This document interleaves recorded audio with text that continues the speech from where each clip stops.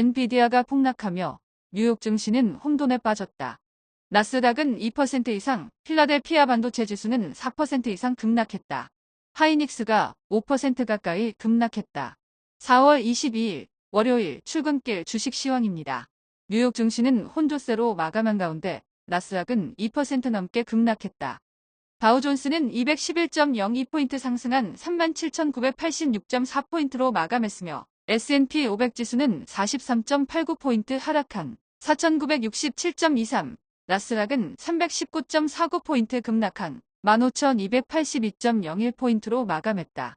이스라엘의 이란에 대한 보복이 제한적이라는 소식에 혼조세로 출발한 뉴욕 증시는 엔비디아가 10% 폭락하면서 혼돈에 빠졌다. 엔비디아의 폭락과 함께 빅테크주들도 일제히 급락했는데 페이스북은 4% 이상 급락하고 아마존도 2% 이상 빠지고 넷플릭스도 9% 이상 빠지며 나스닥 지수는 2% 이상 급락했는데 페이스북은 애플이 중국 앱스토어에서 왓츠앱과 스레드를 삭제했다는 소식에 급락했는데 페이스북과 아마존은 이번 주 24, 25일에 예정인 실적 발표에서 영업이익이 크게 개선될 전망이라 저가 매수를 노려볼 수 있을 것 같다. AI 열풍에 올해 들어 2배 이상 급등했던 슈퍼마이크로 컴퓨터가 20% 이상 폭락하자 슈퍼마이크로의 주요 공급원인 엔비디아가 10%나 폭락하며 시가총액 2조 달러 밑으로 추락하자 AMD, 마이크론, TSMC 등 주요 반도체 업체들도 일제히 급락하며 필라델피아 반도체 지수는 4% 이상 폭락했다. 전기차 업계는 반도체에 비하면 선방한 가운데 루시드만 1분기 예상을 상회하는 실적에 소폭 상승하고 테슬라는 2% 가까이 하락하며 이틀 연속 140달러대를 기록하고 있다. 이스라엘의 이란에 대한 보복 공격이 제한적이긴 하지만 아직 긴장이 남아있는 가운데 미국 방산주는 일제히 상승했는데 록히드 마틴은 2% 가까이, 노스롭은 2% 이상 상승했다.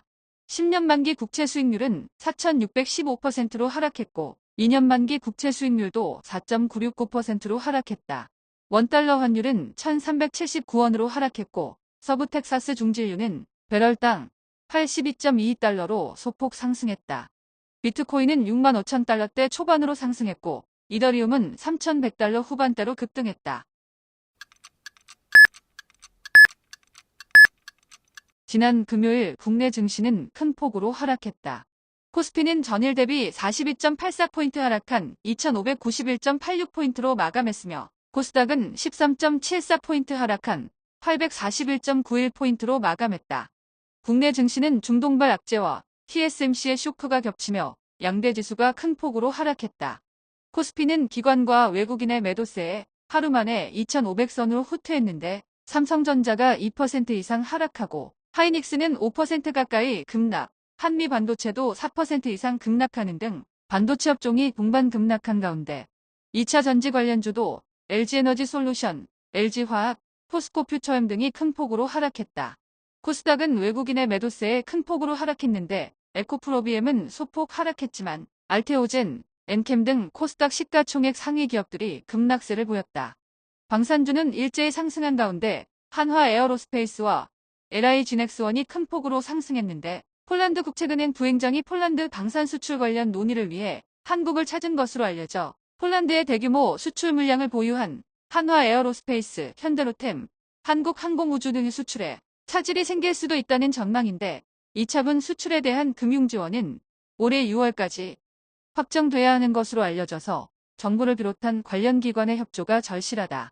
중국 소비 관련주는 혼조세로 마감했는데 아모레퍼시픽, LG생활건강 등 화장품 관련주는 2% 넘게 하락하고 롯데관광개발은 3% 넘게 하락했는데 특별한 악재는 없는 가운데 아모레퍼시픽은 기관이 9일 연속 순매수 중인 가운데 외국인의 차익 실현 물량이 나온 듯한데 JP모간 계열에서 대량 매도가 쏟아진 걸로 보인다. 엔터주는 큐브엔터를 제외하고 일제히 상승했는데 전일 에스파 등의 컴백 소식에 여파가 이어진 건지 SM 주가가 2% 넘게 상승하고 하이브, JYP도 1% 가까이 상승했다. 이번 주는 빅테크주들에 잇따른 실적 발표가 예정된 가운데 엔비디아, 페이스북, 아마존이 호실적을 발표할 것으로 예상되는데 지난 주말 엔비디아의 폭락에 국내 증시, 특히 반도체 관련 업종이 장 초반 주춤할 수도 있는데 전기차처럼 수요 전망이 많이 부정적이진 않아서 단기 조정으로 끝날 확률이 높다 보니 월요일 장 초반 급락했다가 반등할 때 저가 매수를 노려볼 만하다.